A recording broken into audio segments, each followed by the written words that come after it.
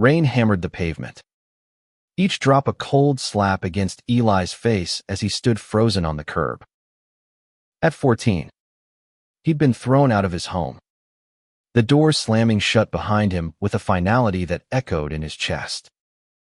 All he had was a trash bag, stuffed with a few clothes and a crumpled photo of his mom, who'd left years ago without looking back. Eli's father's voice still rang in his ears. "No son of mine is going to be that way." The words had cut deeper than the autumn chill seeping through his thin jacket. He'd known coming out would be a risk, but he hadn't expected these a garbage bag for a lifeline, tossed out like yesterday's trash. The streets of Portland, Oregon, felt alive and cruel under the neon glow of downtown. Eli's sneakers squelched as he wandered, the weight of the bag pulling at his shoulder. He didn't know where to go.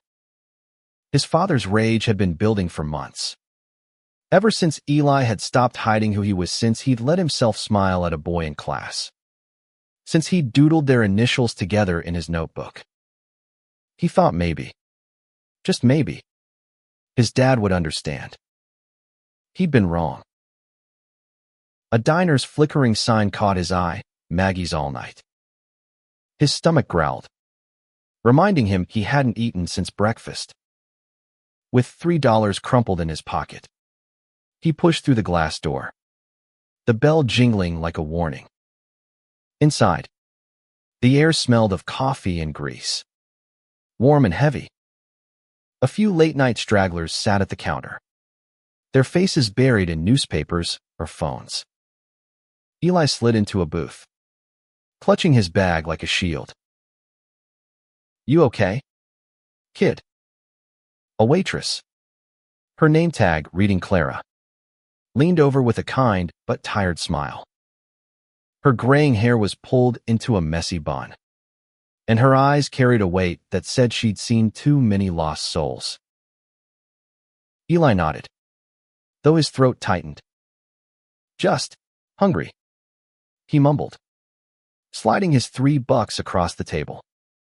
Clara's gaze lingered on the trash bag, then softened as she pushed the money back. "On the house tonight," she said, her voice low. "Pancakes sound good." He didn't trust himself to speak, so he nodded again, blinking back the sting in his eyes. Clara disappeared behind the counter, and Eli let himself breathe. For the first time in hours, he felt like he might not break. Across the diner, a boy about his age sat sketching in a notebook, his dark curls falling over his forehead. He glanced up, catching Eli's eye, and offered a small, curious smile. Eli's heart trepided, dangerous, familiar flutter. He looked away, gripping the edge of the table. Not now, he told himself. Not here. But the boy stood, grabbed his sketchbook, and slid into the booth across from Eli. "You look like you've been through it," he said, his voice soft but direct. "I'm Jamie."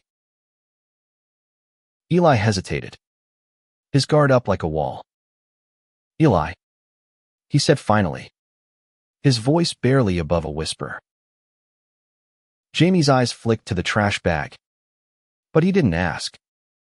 Instead, he pushed his sketchbook forward, revealing a pencil drawing of the diner, all sharp lines and soft shadows. "This place is my escape," he said. "What's yours?" Eli didn't have an answer. Not yet. But something about Jamie's steady gaze made him want to find one. Clara returned with a steaming plate of pancakes, setting it down with a wink. "Eat up, kid. You're not alone tonight."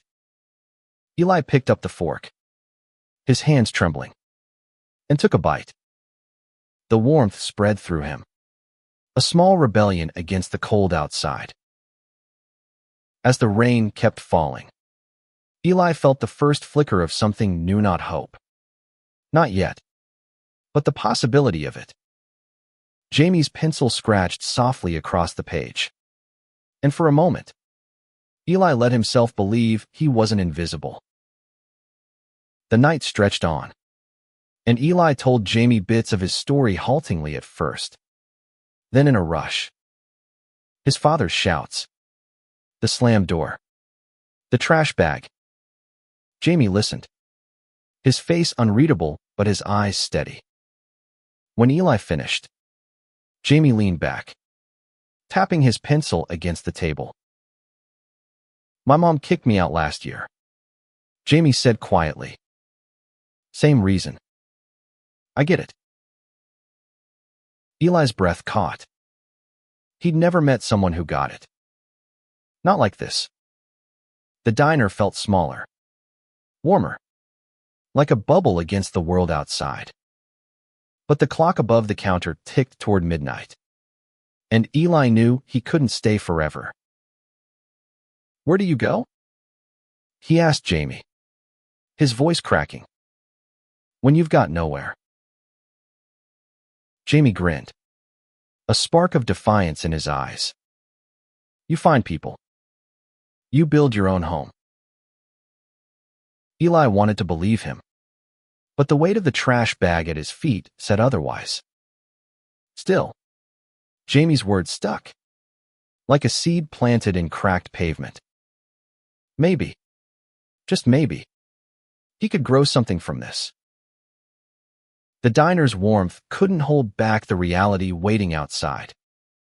Eli stepped into the drizzle, Jamie at his side, the trash bag slung over his shoulder like a badge of shame. Portland's streets glistened under streetlights, each puddle reflecting a city that didn't care if he survived the night. Jamie led the way, his sketchbook tucked under his arm. There's a place, he said, his voice cutting through the rain. Not fancy, but it's safe. You in? Eli nodded, too tired to question. They walked through alleys and past shuttered storefronts, the city a maze of shadows and noise. Jamie moved with purpose, like he'd walked this path 100 times. Eli envied that certainty, that knowing of where to go when the world turned its back. The place was a community center tucked between a laundromat and a pawn shop. Its sign faded but welcoming, Haven House. Inside, the air smelled of old books and instant coffee. A woman with a buzz cut and a rainbow pin on her jacket greeted them. Jamie, you're late, she teased, then noticed Eli. New friend. This is Eli, Jamie said. He needs a spot. The woman, who introduced herself as Mara, didn't ask for details. She handed Eli a blanket and pointed to a cot in a room lined with bunks. Sleep first, she said. We'll talk tomorrow. Eli lay on the cot, the trash bag at his feet, and stared at the ceiling. The room was quiet, save for the soft snores of others kids like him. He realized, each with their own story. He wondered if they'd all been thrown out, too, for daring to be themselves. Morning came too fast. Sunlight streamed through a cracked window, and Eli woke to the sound of laughter. Jamie was at a table, sketching with a girl who wore a beanie and a scowl. That's Riley, Jamie whispered when Eli joined them. She's prickly, but she's family. Riley barely looked up. Don't get comfy, she said. This place is temporary. Eli's stomach sank. Temporary. The word felt like a trapdoor. But Jamie nudged him, pointing to his sketchbook. Draw something, he said. Helps you forget. Eli took the pencil, his hand shaking. He wasn't an artist. but he sketched a jagged linear horizon. Maybe. Or a wall.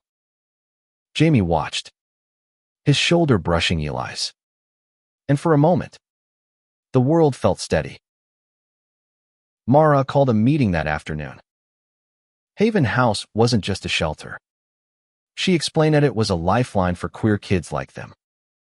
"You're not alone," she said, her voice firm but kind. "But you've got to fight for yourself, too." Eli listened, his mind racing. Fight. He'd never fought for anything. Not when his dad's anger filled every corner of their house.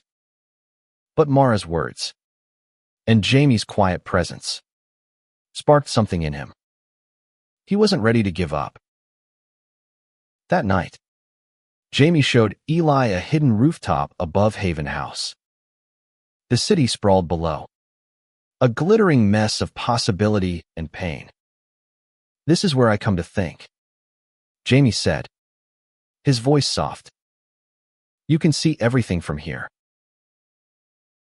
Eli looked at him, really looked, and saw the scars Jamie carried not on his skin, but in the way his eyes flickered with guarded hope. "How do you do it?" Eli asked.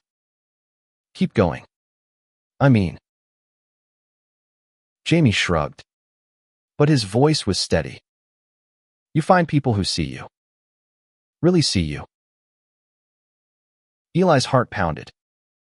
Jamie's hand brushed his, and he didn't pull away. For the first time, Eli felt seen not as a mistake, not as a disappointment, but as himself. But the moment shattered when Mara called them down. A group of kids had arrived, their faces pale and scared. One, a boy no older than 12, clutched a backpack like it was all he had. Eli recognized that looked the same one he'd worn last night. His chest tightened, but Jamie squeezed his hand. "We help them," Jamie said. "That's how we keep going." Eli nodded, the seed of purpose growing stronger. He didn't know what came next, but for now, he had Jamie, Haven House, and a reason to try.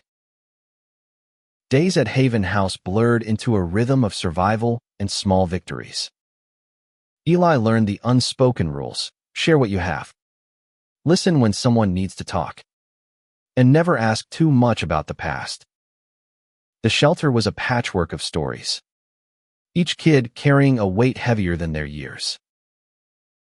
Eli stuck close to Jamie, who seemed to know everyone. Jamie's sketches filled his notebook portraits of the kids, the city, even Eli, captured in quick, sure lines. "You've got a face that tells a story," Jamie said one afternoon, showing Eli a drawing of himself, eyes wide and searching. Eli blushed, unsure how to respond. No one had ever looked at him like that, like he was worth seeing.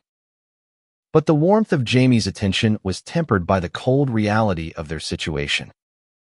Haven House was safe, but it wasn't home. Not really. Mara noticed Eli's quiet struggle. She pulled him aside one morning, handing him a flyer for a youth art program. "You're good with your hands," she said, nodding at the doodles he'd left on napkins. "This could be a start." Eli stared at the flyer, hope warring with doubt. Art was a dream, not a plan. But Mara's faith in him was a lifeline, and he tucked the flyer into his pocket. That evening, Jamie took Eli to a local queer youth meetup in a community garden. The space was alive with color string lights, painted murals, and kids laughing like they hadn't been broken. Eli felt out of place, his trash bag still a shadow he couldn't shake. But Jamie introduced him to others, each with their own scars and stories. One girl, Sam, shared her story over a bonfire. She'd been kicked out at 16 for being trans, surviving on the streets until Haven House found her. "Family isn't just blood," she said, her voice fierce. "It's the people who stay." Eli thought of his dad, the man who'd once taught him to ride a bike but couldn't accept who he was. The memory stung, but Sam's words offered a new lens. Maybe family could be rebuilt. As the night deepened, Jamie and Eli sat on a bench, sharing a blanket against the chill. Jamie's hand found Eli's again, and this time, Eli didn't pull away. "You ever think about the future?" Jamie asked, his voice barely above a whisper. Eli swallowed. "Didn't think I had one until now." Jamie's smile was soft, almost shy. "You do. We do." The moment felt fragile, like it could shatter with a wrong word. But before Eli could respond, a shout broke the quiet. Riley, the girl from the shelter, stormed into the garden, her face streaked with tears. "They're shutting us down," she said, her voice shaking. "Haven House. They're out of funding." The group fell silent, the weight of her words sinking in. Haven House was their anchor, their safe harbor. Without it, they'd be adrift again. Eli's stomach twisted. He'd just found this place. These people. He couldn't lose them. Mara arrived, her face grim but determined. "It's true," she said. "We've got a month before the doors close. But we're not giving up." Eli looked at Jamie, whose jaw was set with a fire he hadn't seen before. "We fight," Jamie said, echoing Mara's words from days ago. "We save it." Eli nodded, his own resolve hardening. He didn't know how, but he'd fight for this, for Jamie, for Mara, for the kids like him who needed a place to land. The trash bag at his feet felt lighter, like it wasn't the only thing defining him anymore. The news about Haven House hit like a punch. Eli sat in the shelter's common room, surrounded by kids who'd become his lifeline. Mara stood at the front, her voice steady despite the strain in her eyes. "We've got 30 days to raise enough to keep the doors open," she said. "We need a miracle." Eli felt helpless, his 14 years no match for the weight of a failing system. But Jamie was already moving, rallying the group with a fire that made Eli's chest ache with admiration. "We're not just kids," Jamie said, his sketchbook open to a new page. "We've got voices. Let's use them." The plan came together fast: a fundraising event, a mix of art show and open mic, to draw the community in. Eli hesitated, his hands still clumsy with a pencil. But Jamie pushed him. "You're part of this," he said, handing Eli a blank canvas. "Show them who you are." Eli spent days sketching, pouring his fear and hope into jagged lines and bold colors. His piece was raw silhouette of a boy with a trash bag, standing under a sky split between storm and stars. It wasn't perfect, but it was his.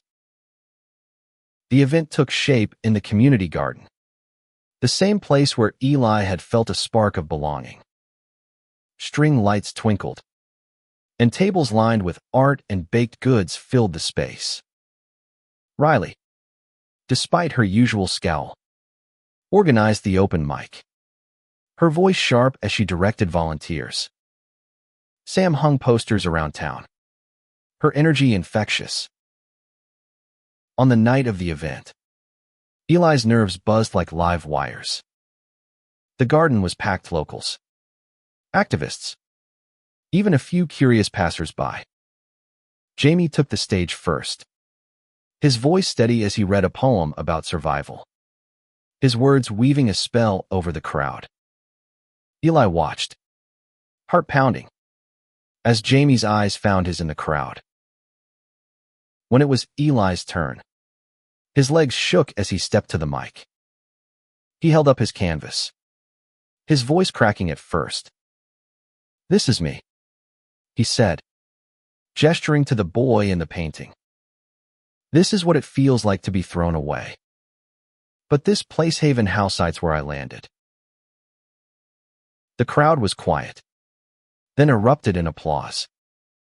Eli's face burned, but he felt alive, seen in a way he'd never been.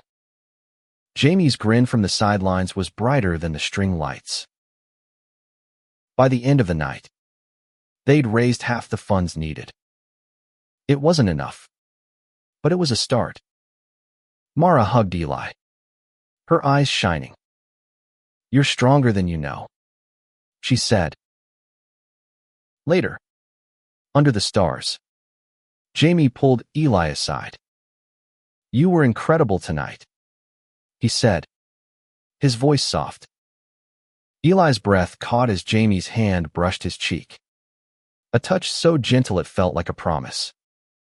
For a moment, the world was just them, the night air warm with possibility. But the high didn't last.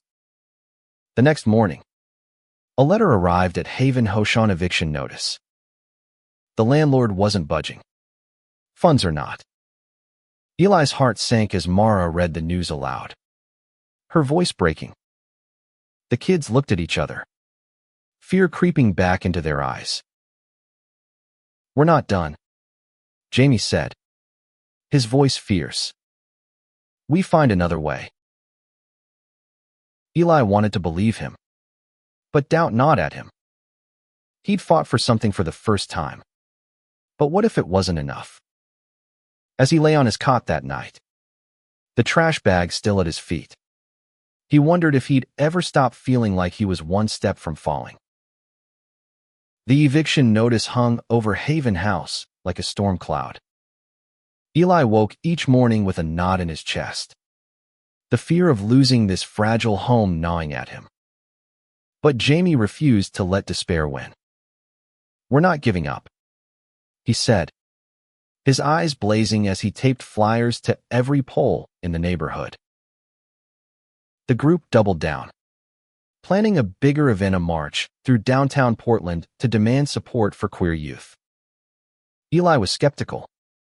He'd never seen a protest, let alone joined one.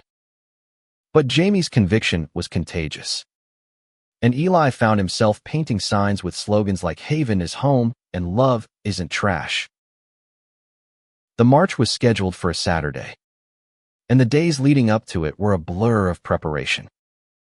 Riley took charge of logistics, her usual gruffness giving way to a fierce focus. Sam rallied local activists, her voice carrying a strength that made Eli believe they could actually pull this off. On the morning of the march, Eli stood with dozens of kids from Haven House, their signs held high. Jamie was at his side, his hand brushing Eli's in a quiet show of solidarity. The crowd grew locals, allies, even a few news crews. Eli's heart pounded as they started walking, their chants echoing off the city's concrete walls. "Love is not a sin," Riley shouted, her voice raw. The crowd echoed her, a wave of sound that made Eli's skin tingle. He held his sign higher, his voice joining the chorus. For the first time, he felt like he was part of something bigger than himself. But not everyone was cheering. Counter-protesters lined the route, their signs cruel and cutting. Eli's stomach twisted as he saw words he'd heard from his father: abomination, sinner. He faltered, his steps slowing, until Jamie grabbed his hand. "Don't look at them," Jamie said, his grip firm. "Look at us." Eli did. He saw Riley's defiant glare, Sam's raised fist, Mara's steady presence at the front. He saw kids like him, refusing to be invisible. And he saw Jamie, whose eyes held a promise that they'd get through this together. The march ended at City Hall, where Mara spoke to the crowd, her voice carrying over the noise. "These kids deserve a home," she said. "They deserve to be seen, to be loved. Help us keep Haven House alive."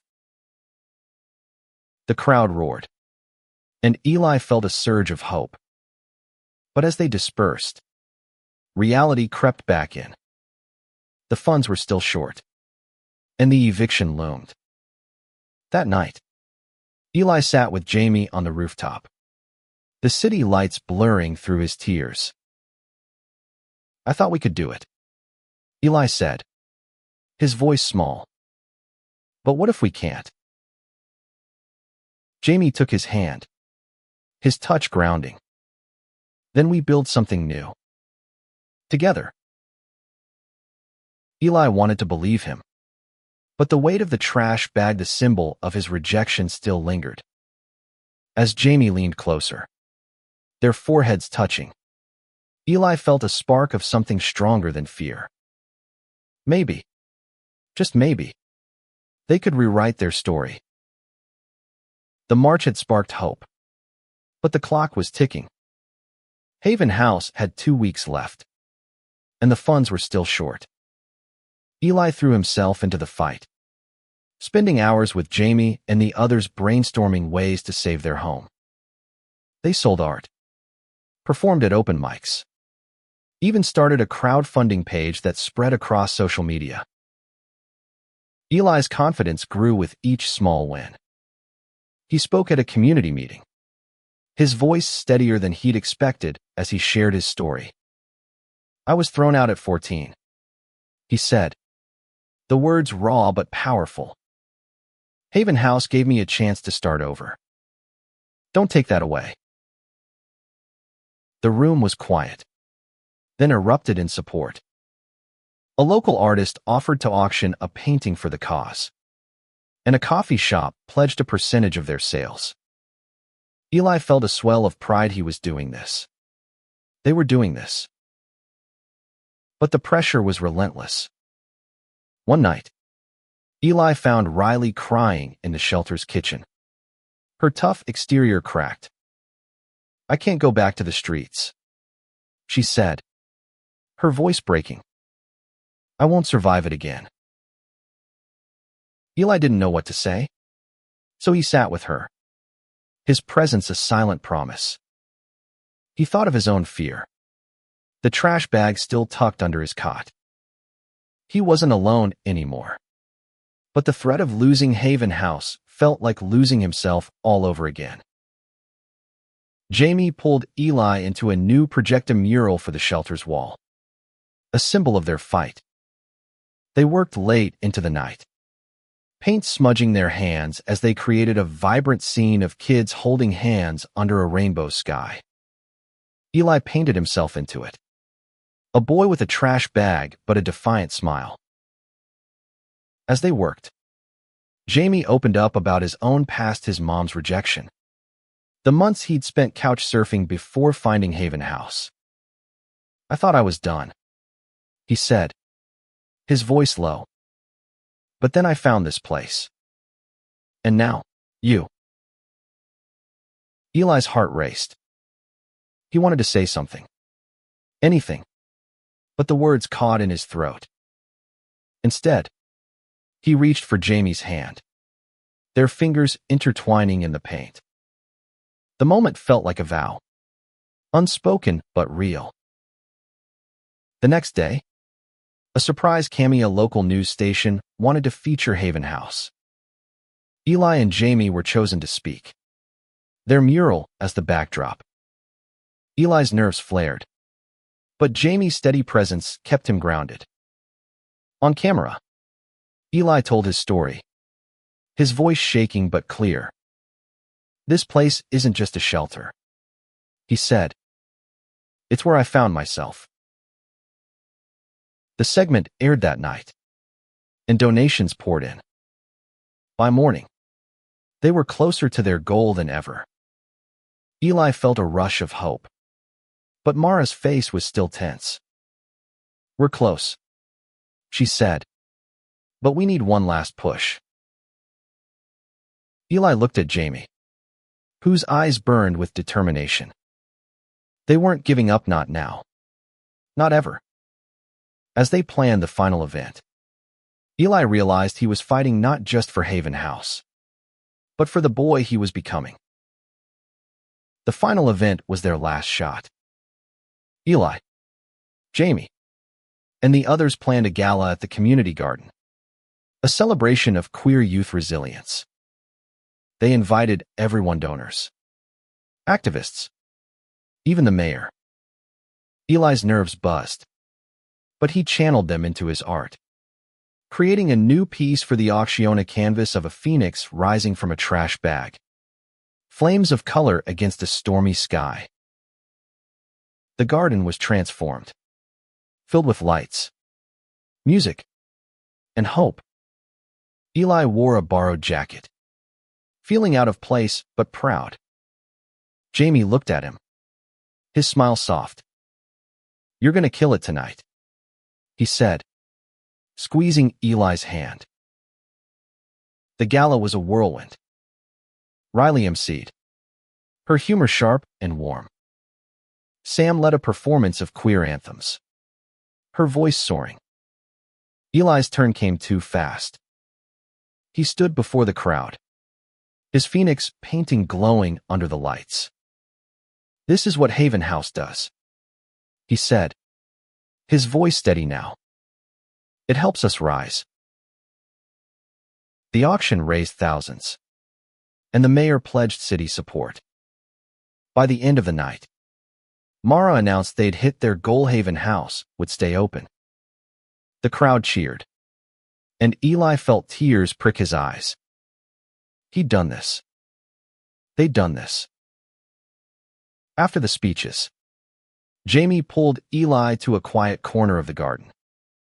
"I'm proud of you," he said, his voice thick with emotion.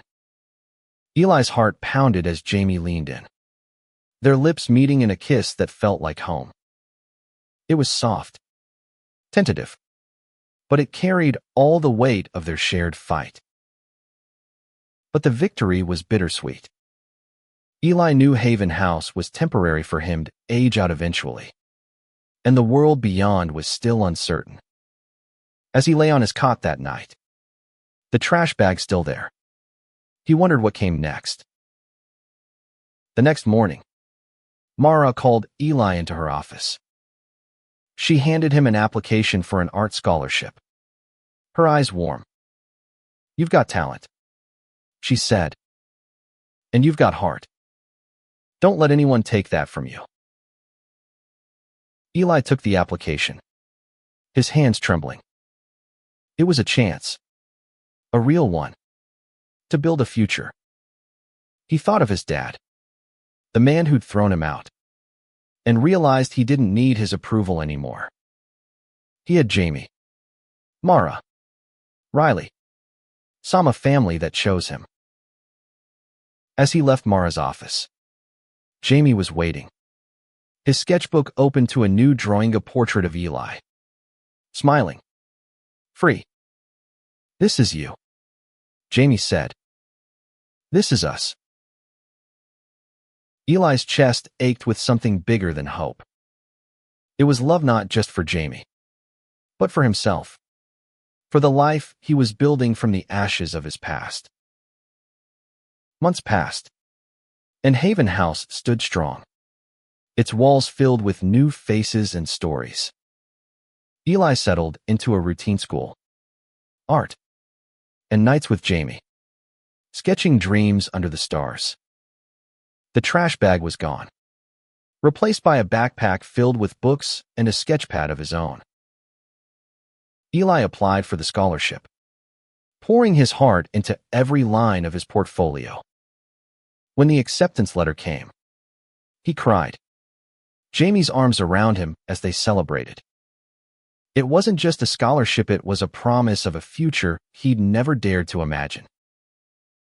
But the past wasn't done with him. One afternoon, a familiar figure stood outside Haven House's father. Eli's heart stopped as the man approached, his face a mix of regret and discomfort. "I heard about what you did," his dad said, his voice gruff. "The news. The shelter." Eli braced himself, expecting anger. But his father's eyes were softer, uncertain. "I was wrong," he said, the words heavy. "I don't understand, but I want to try." Eli didn't know if he could forgive. Not yet. But he nodded, his voice steady. "I'm not going back," he said. "This is my home now." His father left, and Eli felt a weight lift, not forgiveness, but freedom. He didn't need his dad's approval to be whole. He had Jamie, who saw him. He had Mara, who believed in him. He had Riley and Sam, who fought beside him. That night, Eli and Jamie sat on the rooftop, the city alive below them. "What now?" Eli asked, his hand in Jamie's. "Now we live," Jamie said, his smile bright. "Really live." Eli looked out at the horizon, the stars brighter than the storm he'd walked through. At 14, he'd been thrown out with nothing but a trash bag. But now, at 15, he was building a life one brushstroke, one fight, one kiss at a time. The future was uncertain, but it was his. And for the first time, Eli knew he was enough.